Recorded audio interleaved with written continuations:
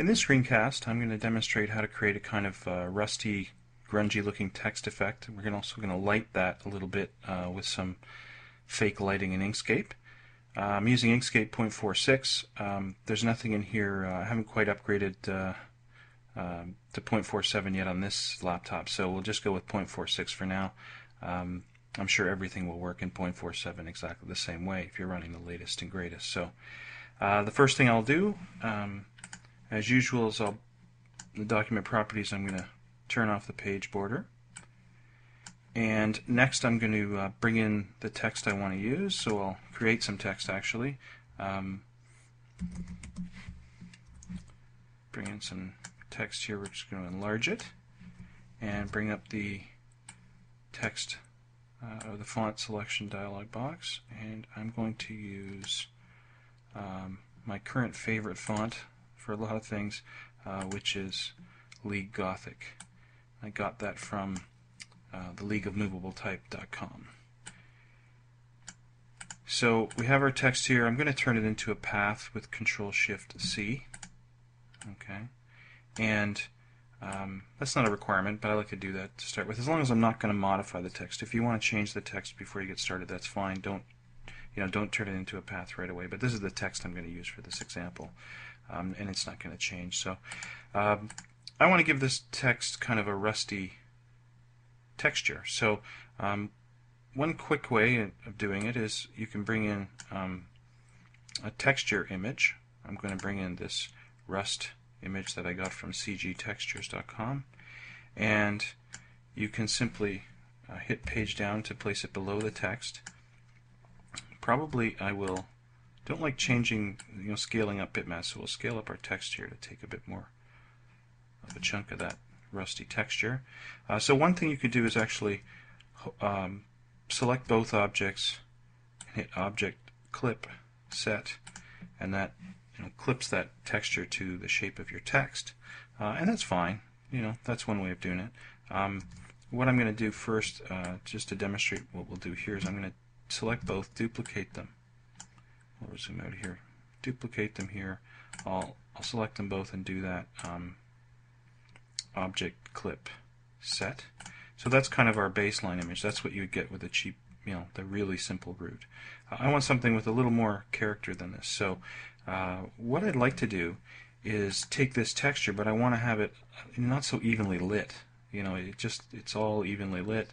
It's great for using as a texture in most cases, but I want something a little bit more dappled and light kind of thing, with more shady spots in that. So one way I thought of doing it is to use the GIMP. I'm going to open up the GIMP here,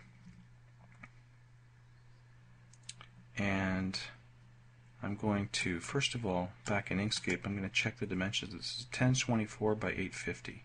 Okay, so I want to create an image that's larger than that, a little bit larger. It could be exactly the same size even. So we'll say new 1024 by 850.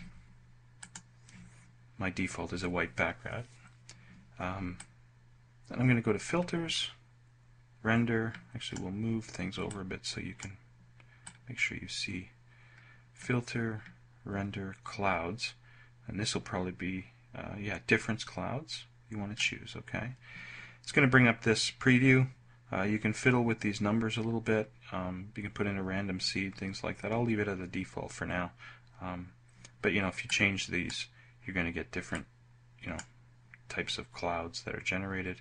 We'll go back to 4 just for my example here. Click OK. It generates that texture.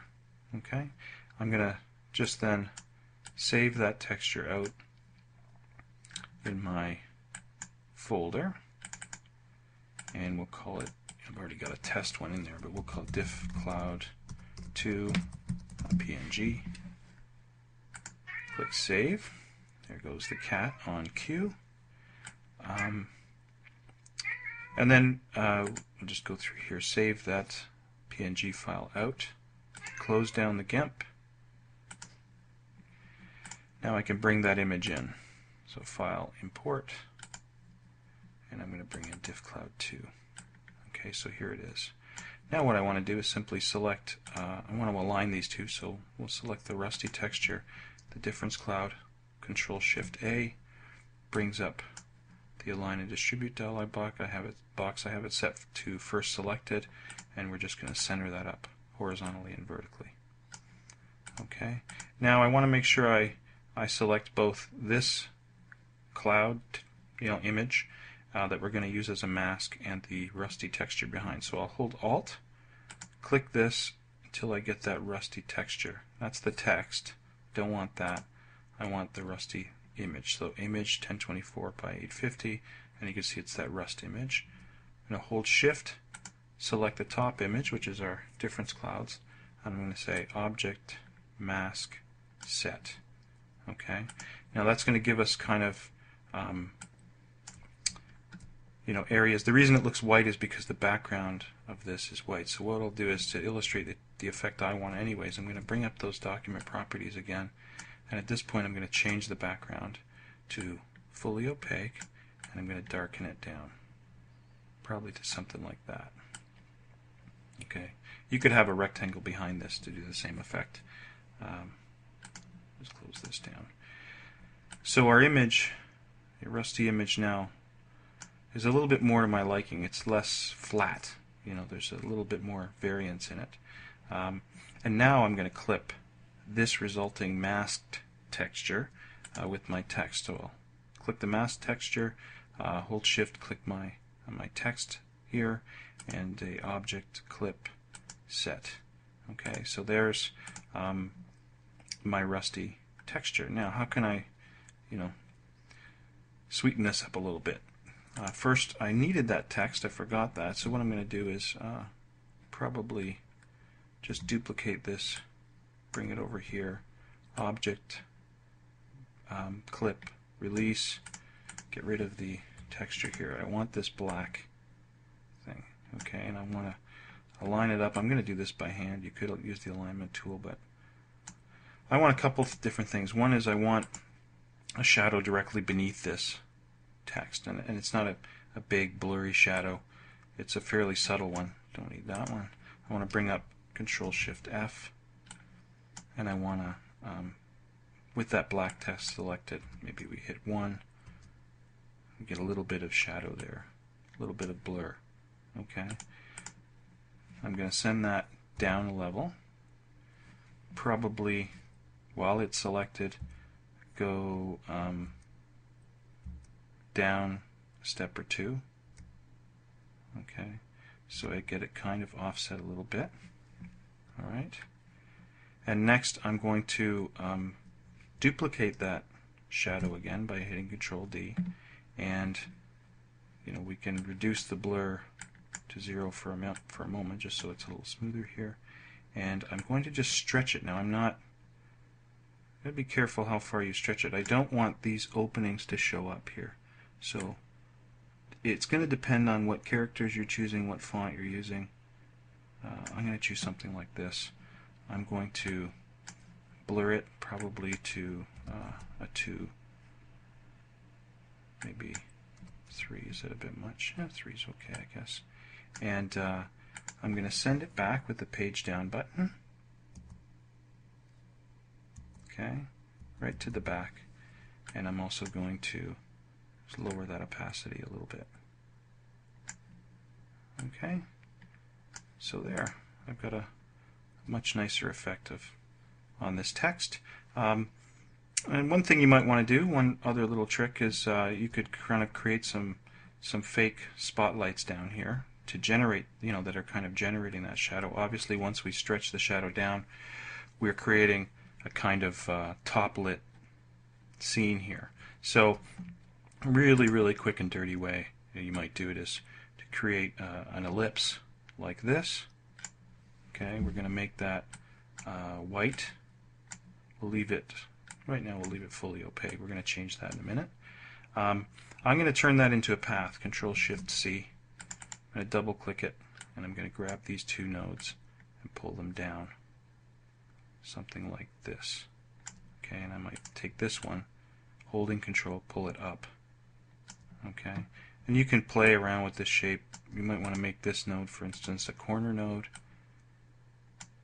Sharpen it a little bit at the peak there to get the shape that you want.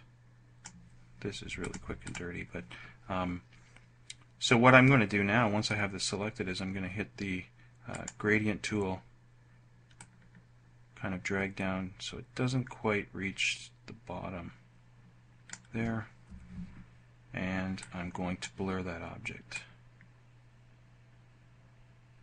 like this. So I've kind of created a bit of a spotlight, okay, like this. Now I'm going to also reduce the opacity because I don't want to lose my text completely. Something like this, maybe. It's all a matter of taste, I guess. I'm going to duplicate this object. I'm going to take, probably put 4 lights along here. So we'll hit Control D 3 more times to create the extra 3 objects. So 1, 2, 3. I'll take that top one, holding Control, I'll move it over. Maybe I'll start like this.